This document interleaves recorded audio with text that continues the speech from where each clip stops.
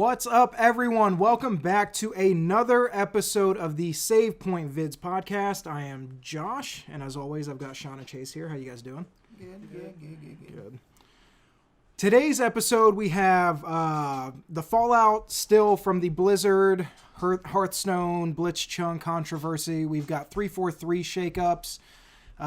Death Stranding embargo is going to be lifted and more. But before we get into that, I wanted to remind you that this is the Save Point Vids podcast, where we get together with you each and every week to talk about all the games we've been playing alongside the biggest news stories to hit the industry.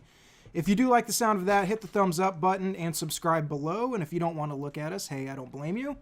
Consider finding us on all major podcast platforms. All you have to do is search the Save Point Vids podcast, and you can find us there and leave us a 5-star review while you're at it. So with that out of the way, let's jump right in. We'll do the smaller stories first, and then we'll kind of go up from there. The first one is actually came out this morning. It's not really a huge story, but I figured since we are all looking forward to Death Stranding in one way or another, it would be pertinent to talk about. The embargo lifts for Death Stranding on midnight November 1st, so it's 2 weeks away. I don't know if you guys have been paying attention to Twitter or anything, but basically all the major news outlets, all the influencers have been posting, not gameplay or pictures, but they've been talking about that they have the game. They already got it? They've already got the game. It looks... You guys will know, anybody that's listened to the previous episodes when we talked about Death Stranding, out of the three of us, I have definitely been the one that's been most skeptical about it. This is a good sign, though, typically. So usually when they are not afraid of, hey, we've got the game early, the embargo is going to lift a full week before the game is released. Right. That usually bodes well. You know, if a publisher wants to hide the fact that the game is probably not the best, they usually put the embargo the day of the release. So who knows? Maybe I'll eat my words and it'll end up being a game of the year, 9 out of 10, 10 out of 10. But it's cool to see. Obviously, we're recording this on the 16th of October, so the embargo is still 2 full weeks away. But yeah, it seems like it's in, wrapping up in good shape. Really, it's not a whole lot to talk about, but it's something that I wanted to bring up. The next story, though, is a little more in depth. It's Fortnite Chapter 2. Have you guys been paying attention to any of this? Yeah, I've been watching the little 10-year-olds rage on YouTube, and it's fucking hilarious. There's a lot of overreaction on there. Did you see this is not part of the story that I was going to bring up, but did you guys see the parents were like super pissed because they thought that all the money that they were in the V-Bucks, they thought it was lost. Yeah. So they were like demanding refunds and apologies. If you've been living under a rock and you don't know, basically what happened is Fortnite, for basically the kickoff of what would have been season 11, they had an event that honestly I've never seen before or I'd heard about. So it was really cool in that regard, because I think across all the streaming platforms, YouTube, Twitch, even Mixer, and some other ones, it was like 7.5 million people watched what happened at the end of season 10, like the black hole. Yeah. And so so basically the entire map, everything got sucked into this black hole and the game went dark for about 48 hours. Now, before that 48 hours eclipsed, the game is now back online. But before that 48 hours had passed, people data mined the source code and figured out what was going on, of course, as they knew they would.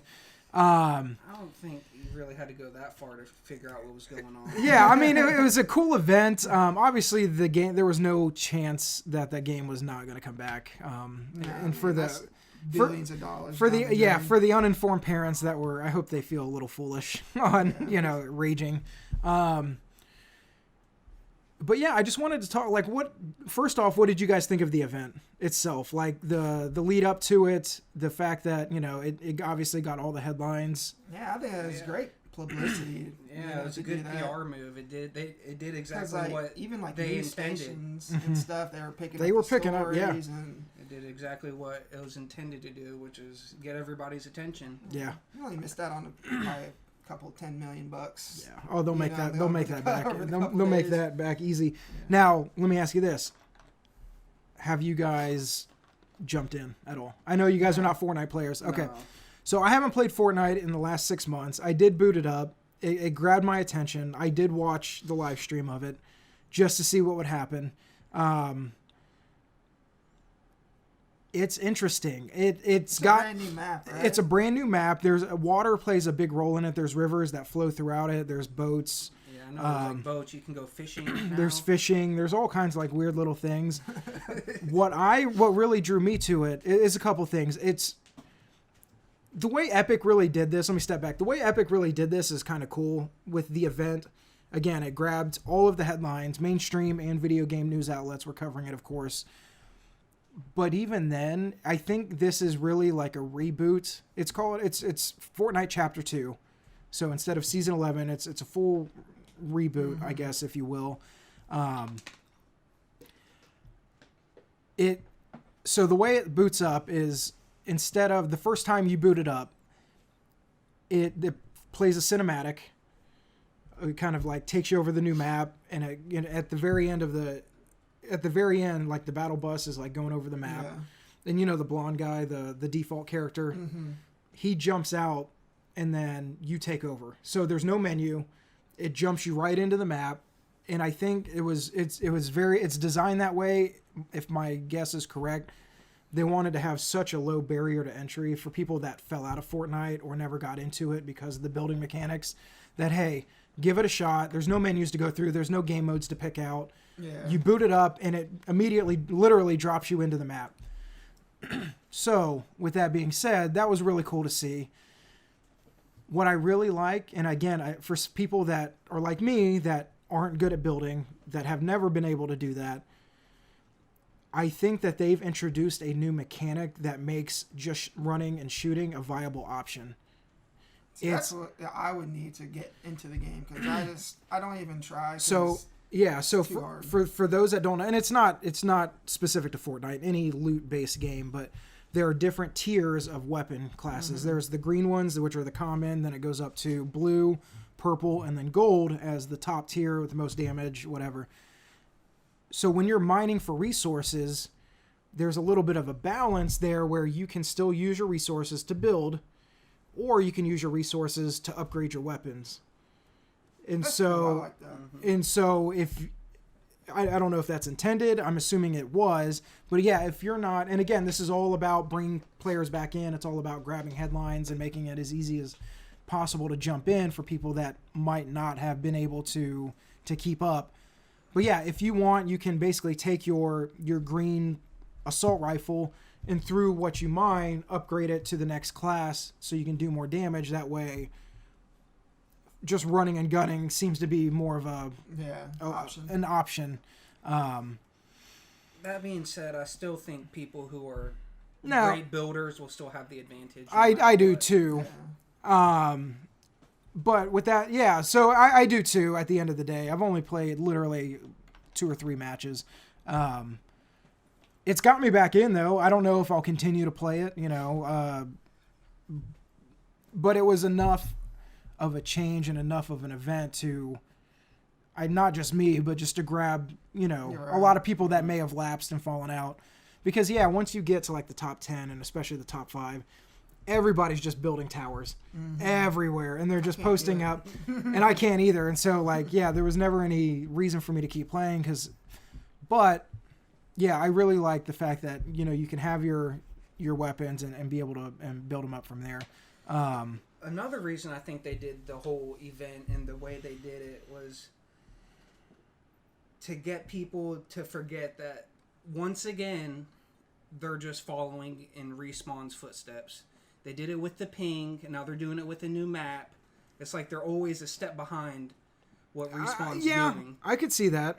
And I think they just wanted to get people's mind off of that with this big event, sucking in the old map and then disappearing for a couple of days and then coming in with the new map. This whole new cinematic of dropping in when you first boot up. Right. I know they did a... Yeah, I could see that in a way. My only counter argument to that would be is that this had to have been... in the pipeline for a while. And I think that Respawn and EA just beat them to the punch. You know what I mean? Because I don't think that when there's billions of dollars on the line and this game is generating millions every day, I don't think that, this is something... Because when did Season 3 of Apex start? A couple weeks ago. Yeah, I don't think that it was just like... A week ago or something? Yeah, like on a whim. You know what I mean? Now, I do see your point, because now the ping system I'll give you, because that really is a great system to have, and it's...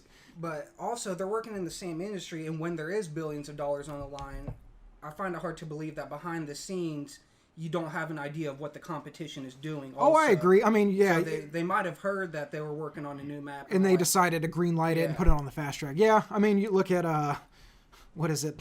What are those movies? Armageddon and, what was the other one? Deep Impact and Dante's Inferno and Volcano. Yeah, so, I mean, yes, you are right in that regard. I can't say that you're wrong, but I am excited to kind of see where it goes. Now, will this hold my attention for more than another week? Honestly, probably not. But it was cool to see because they knew what they were doing. They knew that taking the game offline, because when you tried to boot it up, I don't know if you tried, when you try to boot it up, literally it would just be like the black hole. It would just be the black hole. Exit button. Yeah, that was it. And so that's all, and so it was cool to see something like that.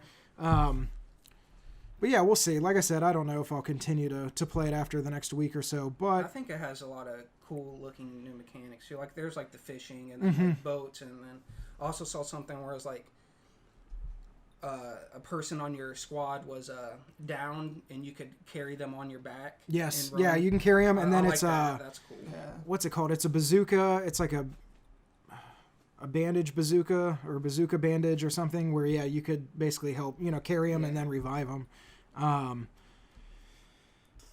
But yeah, anything else before we move on? I wish I liked Fortnite, but I just don't.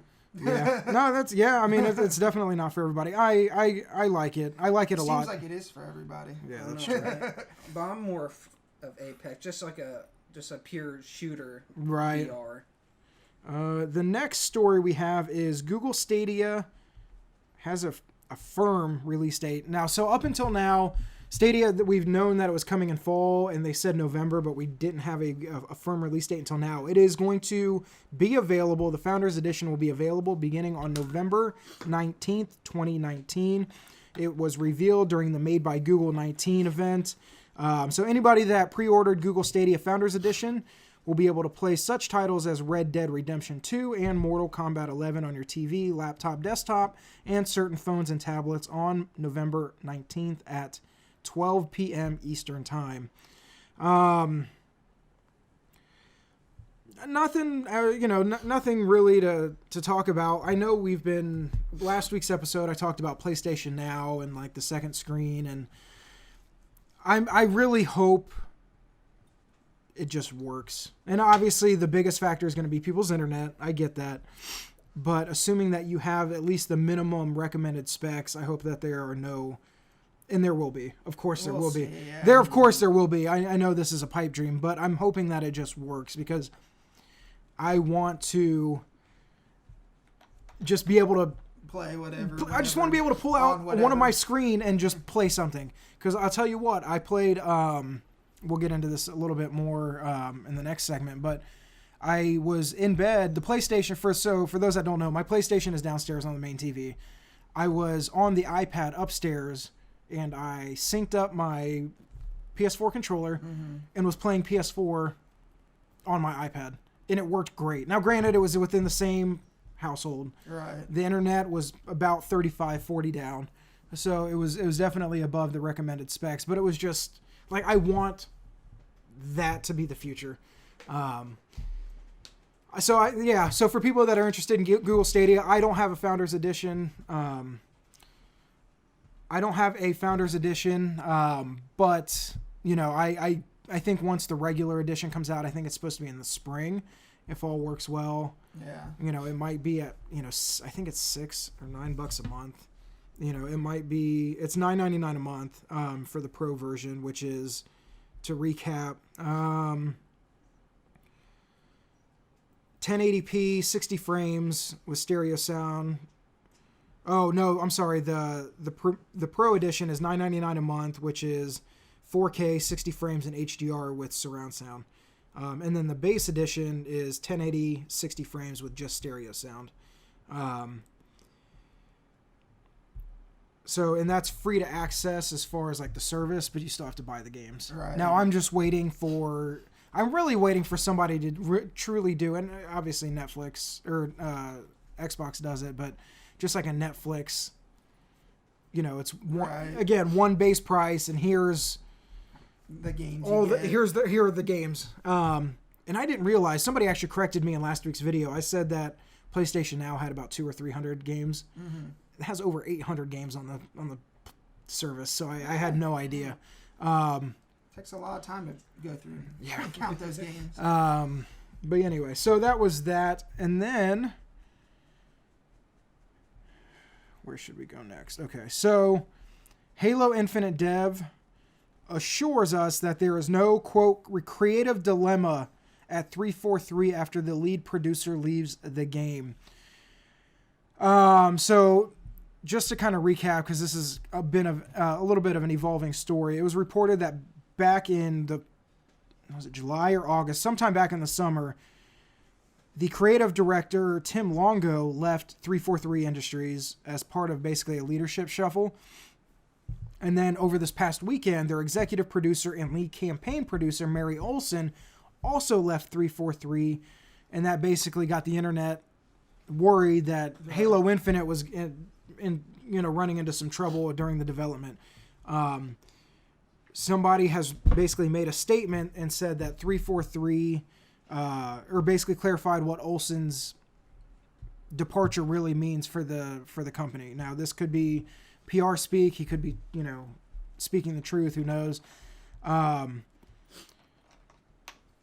He basically goes on to say it's Halo community manager John Junasek clarified Olson's departure. Quote, I want to jump in and clarify what Tim and Mary's roles were at the studio because there seems to be quite a bit of confusion here. He wrote in a Reddit comment to another user. Basically, Tim's role as creative director was to help make creative decisions around the design and direction of the game, whether it was the campaign, multiplayer, etc. Mary's role as an executive producer and then lead producer on campaign was to help drive the game to its completion for our holiday 2020 release date, with the latter specifically focusing on campaign deliverables. Unfortunately, the thread's title saying he was replaced with Mary Olson, and also she... Unfortunately, the thread's title saying he was replaced with Mary Olson and she also left is far from accurate, he said. It implies that Mary took over creative control of the entire game, didn't like what she saw, and then decided to leave. If that's what actually happened, I could totally understand getting worried, but that just isn't the case, as she was a lead producer and not a new creative director. So basically, I think, again, executive producer, lead producer, creative, those titles mean different things for different studios. So basically, she was there to, when they say campaign deliverables, she's there to make sure that the game is just progressing along, and that, every 30 days, 60 days, every quarter, they're hitting their milestones to make sure that they're on track for the release date. With that being said, does any of this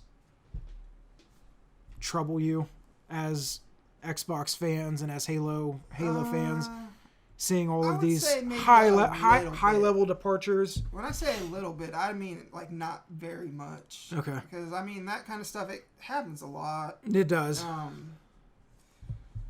That being said, it's never like it's never a good thing. It's never like, oh yay, the lead is the creative guy left. So it is like what's going on behind the scenes. Right. Now, I'm going to have to plug in the laptop here in a second. Do you think there's any chance that this gets delayed outside of Project Scarlet's launch window? I couldn't say for sure. I really doubt it. Do you think that they would potentially, now granted in 2020 there are patches and updates and things can be fixed, do you think that they would potentially release a game that really isn't ready just to make sure that it's the killer app alongside the next Xbox? That's like a rock and a hard place right there. Hold on, because you guys keep going. They want to make this the killer game to go along with Scarlet. At the same time, if they release it and it's like buggy or there's a plethora of things wrong with it, they already botched the release of Xbox One, right? And people just lose faith in Microsoft after that. So I'll say that if they're honest with themselves and the game isn't turning out the way they want it to, they should and probably would delay it. I think people would understand. Xbox fans would understand. But that they really want it to be a launch title. Right. They want to gain ground on Sony. So my question is again, in this day and age, a major patch day one is not unheard of, to basically get to whatever they weren't able to do in crunch leading up to the, to the initial release date. With that being said, it's not like it used to be where once the game shipped, it was done. Like whether it was broken, the bugs, whatever, it was there. Would you want them to delay it if it was going to be a 6 or a 7 instead of a 9 or a 10, potentially, hypothetically? Would you want them to delay it to the spring if it meant maybe the Metacritic score or the general, fan and, critical reception was going to be better if they delayed it 6 months? Oh, yeah. Yeah. You would? Delay it as long as you need to. Okay. So, getting off topic just a little bit, what would you want if Halo's not the killer app day one, in this alternate universe we're in, what is the killer app for an Xbox launch? Are we talking just hypothetical? Yeah, hypothetical. Okay, I mean, because I don't know exactly what they're launching. I don't either, and I'm sure it's going to be like some, like a new Madden's going to be on there. Sure. Know what I mean? Stuff like that. But like, what's Forza or something? What? Yeah. So what's like the first party? This is the reason to buy this $400 machine. For day me, one. It'd be Fable 4. Fable 4. If it was, if it came out at that time, it would be Fable 4. I think maybe like whatever Obsidian's working on next. I heard it could be Outer Worlds 2. I also heard it could be something completely different. I would imagine. I did hear that too. I would imagine with that specifically that they would want to do. Now, granted, if this sells 10 million copies, they'll do a second sequel, or they'll do a sequel. However, let's say the critical, or not the critical reception, because by all accounts the previews have been very positive. But if the sales aren't there, then I would imagine that Microsoft would want them to do something that's brand new just for them. You know what I mean? Right, exactly. I mean, Microsoft, they gobbled up a lot of studios. So, God, I can't remember the name, but whatever Ninja Theory's working on. I don't remember. I can't remember the name of it. They got the Initiative. Right. Working on. They do have a lot of brand new first party studios for this next gen. So it'll be interesting to see really how it all plays out. We're getting to that time period. This time next year, we'll know release date, we'll know price, we'll know launch lineups. I mean, it's going to be an exciting 12 months. It always is, going into the end of one generation into the beginning of the next one. I can't wait. You know what I mean? Yeah. So, I mean, it's going to be super cool to see. My guess, before we put a pin in it and move on, my guess is that it'll hit. I can't imagine. Actually, I don't know. I want to believe that they'll make it work. They know that, Xbox and Halo are like peanut butter and jelly, and they have to be together, for the launch. Did a Halo launch with the Xbox One? No. It didn't. I don't think a Halo's launched with an Xbox since the original Halo.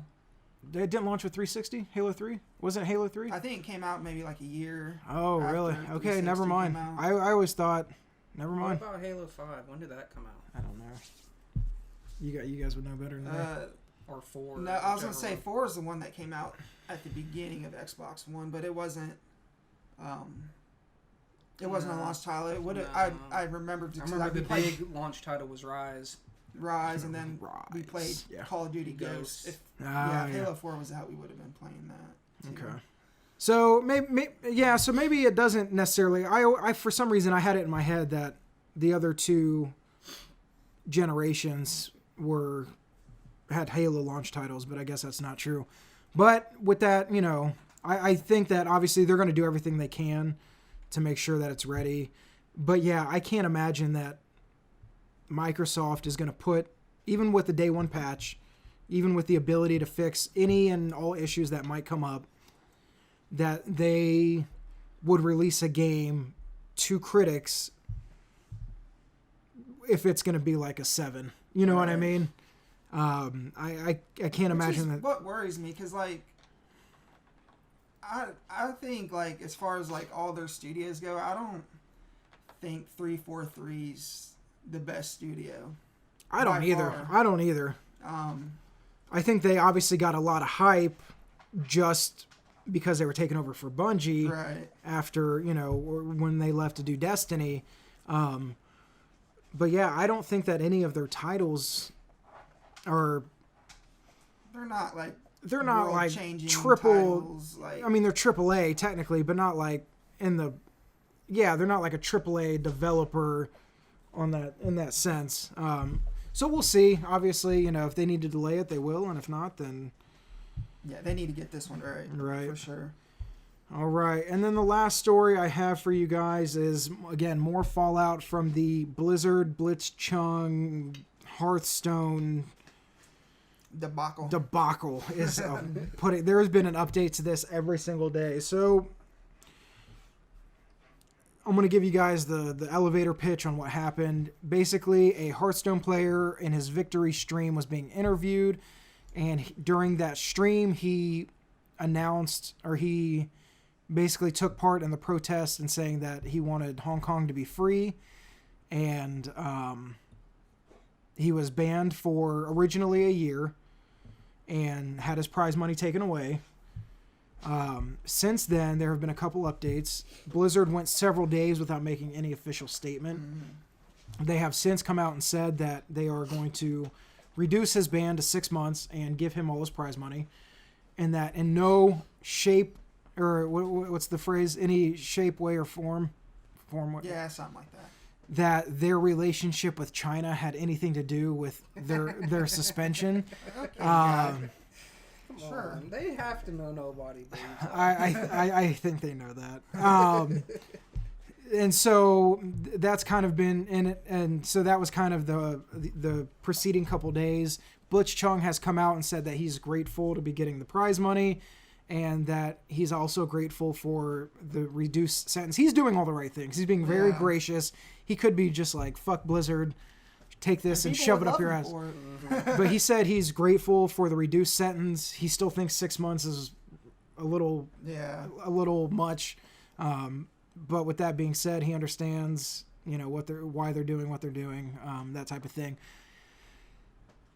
Since then, Blizzard, I don't know, Blizzard announced a while back, I don't know if it was at E3 or maybe it was just a Nintendo Direct, that Overwatch was coming to the Switch. Mm-hmm. They were supposed to have an announce party in New York.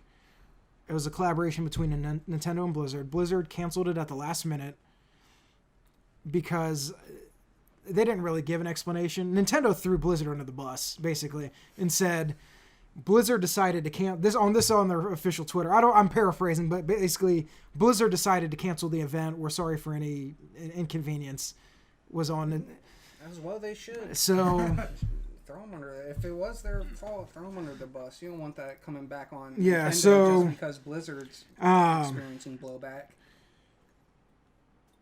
So it was announced a week ago, and then it was announced a week later, or 8 days ago, I guess, and announced yesterday that they were going to cancel the event. It was scheduled to take place on the 16th today at New York's Nintendo store. The first 150 fans to sign up were promised meet and greets with voice actors from the game, and the only requirement to attend was an active Nintendo account.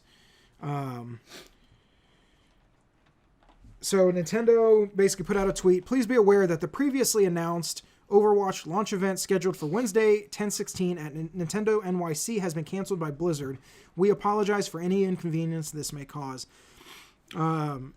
Blizzard has not announced any official reason, but we all know the reason is that they didn't want to take the chance of somebody coming in there and protesting or causing a scene or, you know, anything like that. I can't say that I'm surprised. Honestly, I think that Blizzard should have just ripped the Band-Aid off and done it and let them protest. Because what they did now, in my opinion, because BlizzCon's coming up. Yeah, that's what I was the first couple days of November. The people need an outlet. Mm-hmm. They should have just let them do it, let them protest. It would have been a story, and then people would have felt a little better. But now you keep putting it off and putting it off and putting it off. Eventually, do it at an Overwatch thing. Than their entire Blizzard conference. Yeah, and so now the question Overwatch is like a 4-year-old game or something. Yeah, so you needed something. You needed people to. It's like you're censoring them. You're trying to silence them, and so you needed they needed an outlet to just get it off their chest and just be done with it, and let's move on.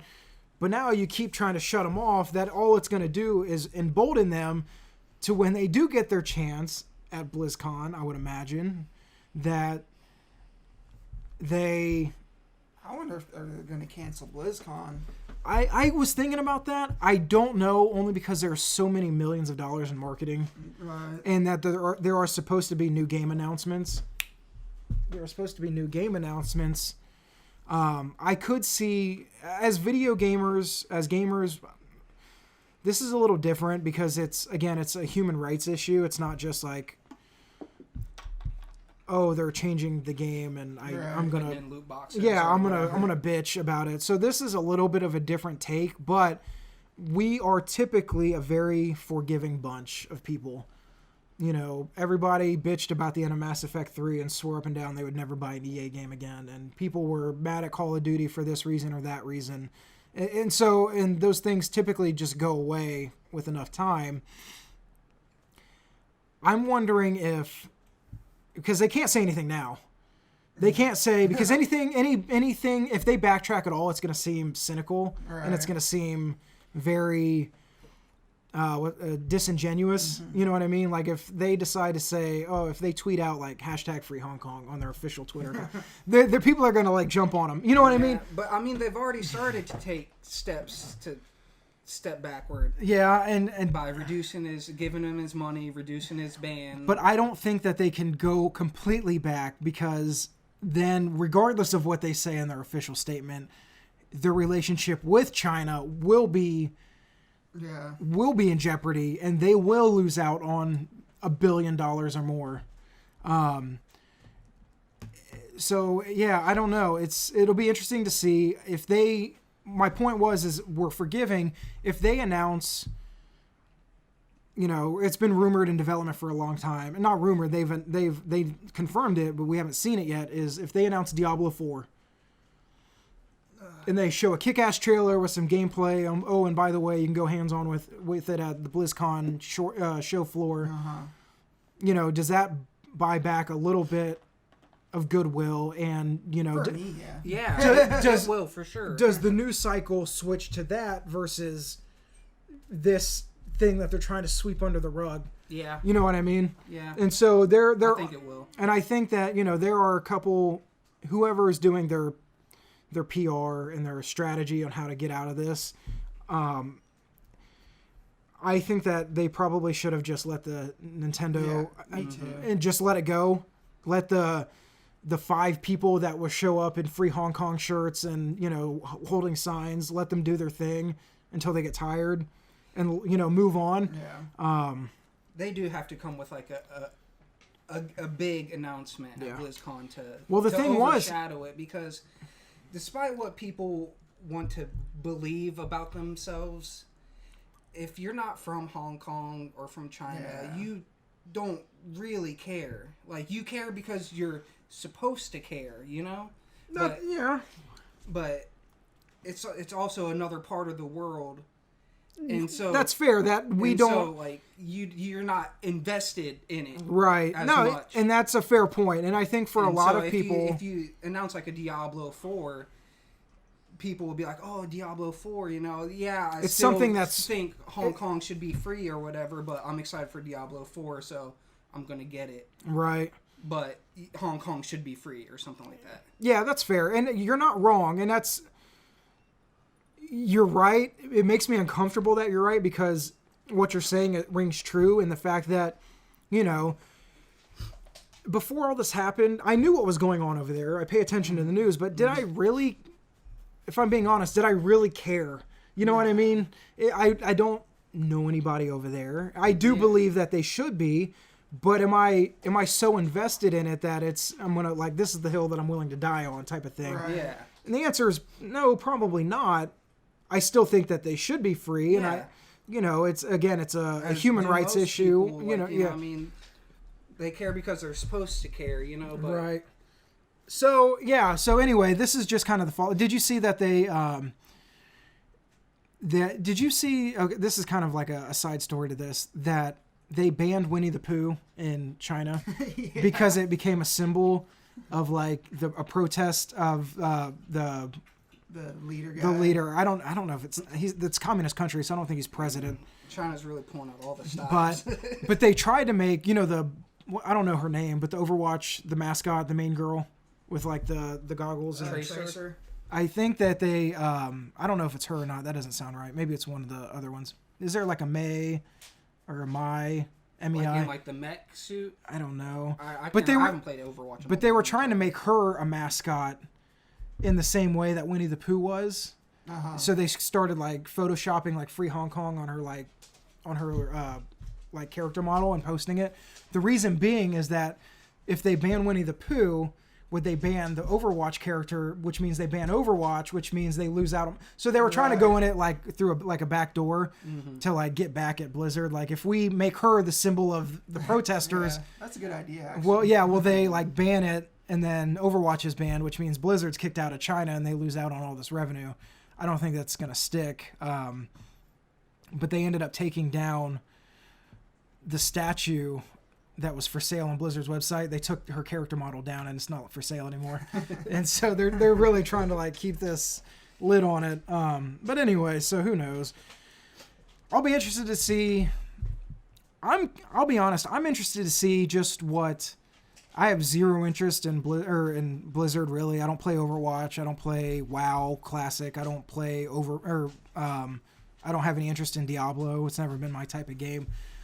I'm a little interested to watch the keynote to see if somebody does try to like not hijack it, but like protest in the crowd or something. Yeah, I'm not really interested in Blizzard games per se, but I find the situation very interesting. It's very fascinating. It really is, because again, they just seem to be making all the wrong moves. They really do. I think that if they would have, we'll put a pin in this, but if they would have just handed out the year suspension, took away his money, and just shut up, like I said, was what they were going to do, and just waited out it would have been forgotten until like the next controversy, the next news story, the next whatever took over, they probably could have just waited it out. But instead, they made a bullshit statement about there's no influence of China in our decision making. I think, if anything, that would upset people more. Yeah, because we know it's a blatant lie. And so, and then they canceled the New York event with Nintendo, and they just seem to like just stop. Right. Just don't say anything. If you make a decision, stick by the decision. Yeah, because now it looks like it looks like you're really just like one hand doesn't know what the other's doing, and like you're like, I don't know. So BlizzCon's in a couple weeks. Everybody at this point, and it's just not going to work. So BlizzCon's in a couple weeks. It'll be interesting to see if any. Actually, there's one more little tidbit. So what happened? And I'll be done after this. Like I said, there's been a lot of updates. I didn't write them all down, so they just keep coming to me.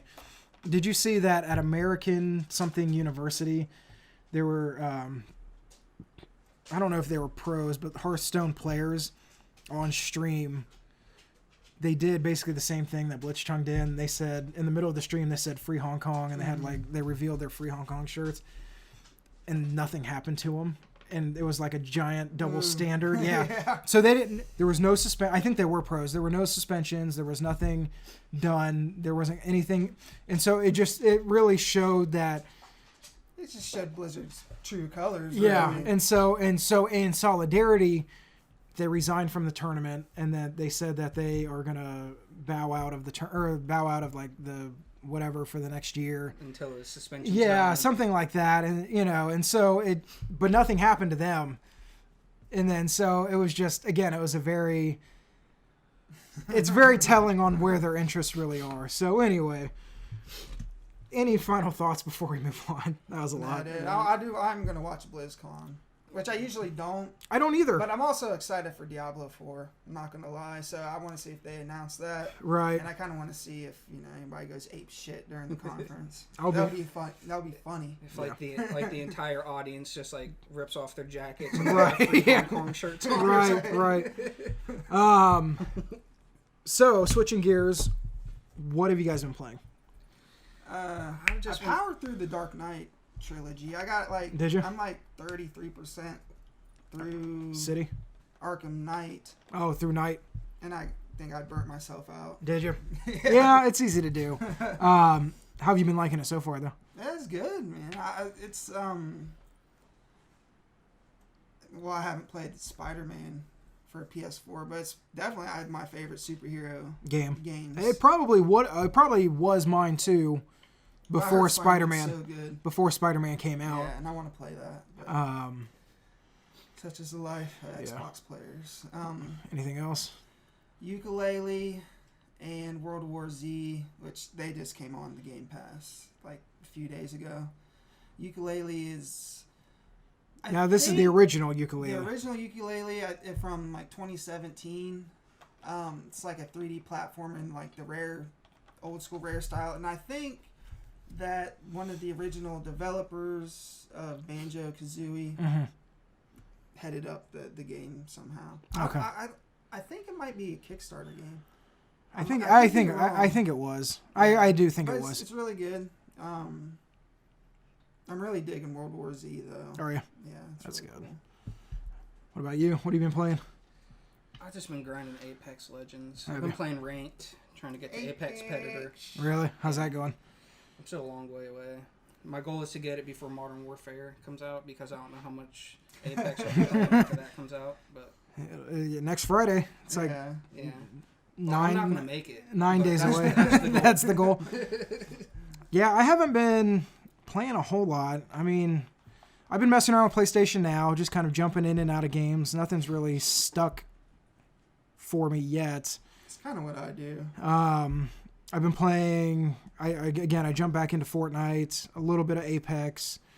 I'd jump into Fortnite if they had like a no building mode. Yeah. I think that'd be just a cool little side mode to add in, right. For all the people who don't want to build. Yeah, that would be. We're not good at building, Yeah. Mm-hmm. I'd try it out then, but it's just. I think that you should. I've been playing it for so long, and they're so good at stuff like that it's just like it's hard to jump in. Now I can do like the basic stuff. I can build like if somebody's shooting me, I can build a wall and a ramp. But the people that can like erect a tower in 12 seconds. Like 5 stories high, and they got like trap doors. Yeah, I can't. Kinds of shit in there. I can't do that. I can't compete with that. Yeah, exactly. If somebody's shooting at me and I can build a wall and a ramp real quick, I'm good. But anything more than that, it's pretty much outside of my my skill zone. I really think that you guys should try it out because I think these new changes now. Is it going to stick after 1 or 2 games? Probably not. It might, but I really think that the changes to being able to upgrade your weapons really just make shooting and running and gunning a viable option. Now, I understand that the point of the game is to try to win, but if the best that I got to top 12 was my best finish for the new season or like for the new chapter. But it was fun. I had fun. It sucks because, at the end, people are building towers so fast, I can't really do anything. So it's just like, I'm going to hide behind this tree and Yeah. try to just see how long I can go. But just like with Apex or any type of game like that, the loop is fun enough to where you immediately want to jump back in. Yeah. Other than that, you know, Another reason why I like Apex more is it's more fast paced, that's fair. and I like just racking up kills. Mm-hmm. And if I can get a win along the way, I'm happy. But if I can get a lot of kills, I'm even like happier. Right. Because sometimes I just get bored. You know, if I don't see anybody for a long time, I'm just like, oh, Yeah. you know, where is everybody? That's how it used to be. When I played when I played Fortnite a lot, I don't remember what season, I don't know, 4 or 5 or whatever. I would always purposely jump to somewhere where I knew there was going to be nobody to try to like build up my arsenal, mine a couple. But yeah, it did get boring, so I ended up forcing myself to, even if I die right away. Yeah. Mm-hmm. I'm trying to jump into some of the most crowded if you die places. right away, and you know, it's just, but like you're like in a gunfight. It's still more fun than like walking around the entire map for like 5 minutes and like seeing one person. Right. Like, come on. Yeah. And so yeah, when I do play any type of what's the word I'm looking for? Battle royales, yeah. I purposely now try to jump into an area where I know there's going to be a lot of action. Even if I get killed right away, I'll jump back in.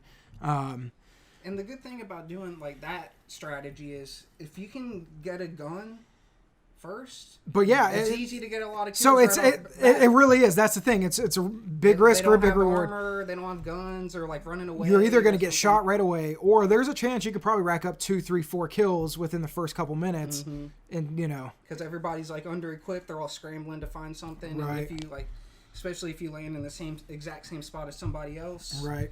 You get to the gun first, and then they're screwed. Yeah, I agree. Other than that, I actually downloaded and started playing COD Mobile. It's good. It's good for like a mobile game. Yeah, it's as good as you could expect it to be. It's not a console game, but like I tell you what, my best kills, the first 2 matches, I kid you not, got MVP both times. 22 kills the first time, 15 kills the second time.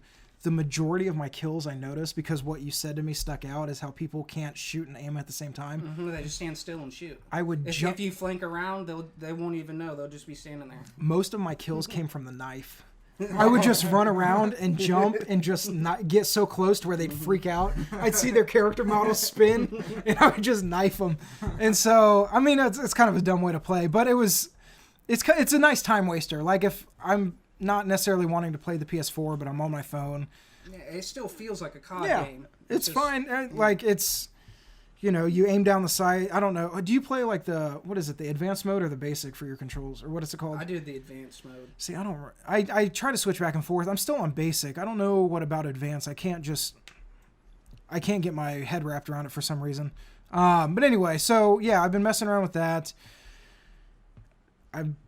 I've probably tried a dozen games on PlayStation now, racing games or old RPGs. I'm still like playing through some really nerdy, obscure like JRPGs from like Japan. I still haven't beaten 8. I haven't either. I'm on disc 3. I'm right at the end. I'm right before Ultimisia's Castle, and I haven't picked it up in like a month. Yeah, I think I got burned out because when it first came out, I played it nonstop. Yeah, me too. I burnt myself out. It's what's been happening with a lot of new games I've been playing, or like games I haven't played in a long time. Right. It's like I'll get so excited to play them. I'll play them all the way up till the end, and then I'm just burnt out by that time. Right. It happened with like Fire Emblem and Octopath Traveler, and it's easy to do on games like that. But yeah, it's kind of in a lull period. Outer Worlds comes out here soon. I'm interested to try that. I'm just excited for Modern Warfare. Modern Warfare, Death Stranding's around the corner. It's been I don't want to say it's been, again, we talked about this last week. It's not been a weak fall. Yeah. There are some good games if you really want to like dig for them. You know, Borderlands is out. Pokemon is still going to come out and sell a bajillion copies. I'm going to get Pokemon when it comes out. Sword or Shield? Have you looked at the differences yet? No. Okay. Swords, because I like swords more than shields. From everything I've been seeing, swords. That's how I've been picking them. You know, like I like diamonds more than pearls. So I'm gonna get diamond. I think sword is actually supposed from people in the know, the Pokemon fanatics. They think, or they seem like the sword is going to be the better version. It seems like, or like the most hyped up version. So I mean, usually I just pick it because they each have like their own legendary Pokemon, right. and whichever one looks cool. Now is the one I'll pick. This one, I think it has like a minor league and a major league like gym battle system. So basically, it's like a tournament. So instead of just going for I could be completely wrong, and I probably am. The camera died. I just realized that. I don't know how long ago it died. This might just be an audio version this week. What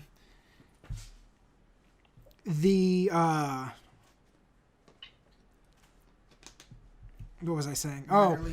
So basically you go around to like the different gyms, and you're racking up wins and points, and then certain gyms are only available in certain versions of the game. So they're really trying to force you to buy both versions. And so doing that. It's a big investment just for like the pretty much the same game with a few minor tweaks. I've always thought that they should sell both in a bundle and give you like a $10 or $15 savings. Yeah. And just, I don't know why they don't do it. But anyway, and so you're going around. The reason people do buy both is because they want all of the Pokemon in each version. But that doesn't warrant the extra money of a full game for me. Like, I'm cool with just one game. Because it's the same game, but it's like usually just a few different, like a handful of Pokemon are different. If you want to be the 100% completionist, then sure, you'll need both. But yeah, so it's like, I think you're racking up points and wins in the minor league, and then you kind of graduate to the majors, where like the real gym battles take place, and that's how you become like Pokemon Master or whatever. There's a chance like that just a way to extend it. Because it can be kind of short if you go through it. No more than like 15, 20 hours. Right. But yeah, I mean, that's pretty much it. Anything else? I think we're about done. No. Nah. So guys, if you are listening to this, our video camera shut off randomly at some point during this recording. So if you happen to be sticking with us on YouTube up to this point, I apologize because you're staring at a black screen. If you're listening to the audio version, this has nothing to do with anything about what you're listening to. So I apologize for wasting your time. We will try to get it corrected for next time. But I wanted to remind you that you can find this at youtube.com/SavePointVids and all major podcast platforms. Just search the Save Point Vids podcast. Yeah, I guess that's it. Until next time, everybody stay safe.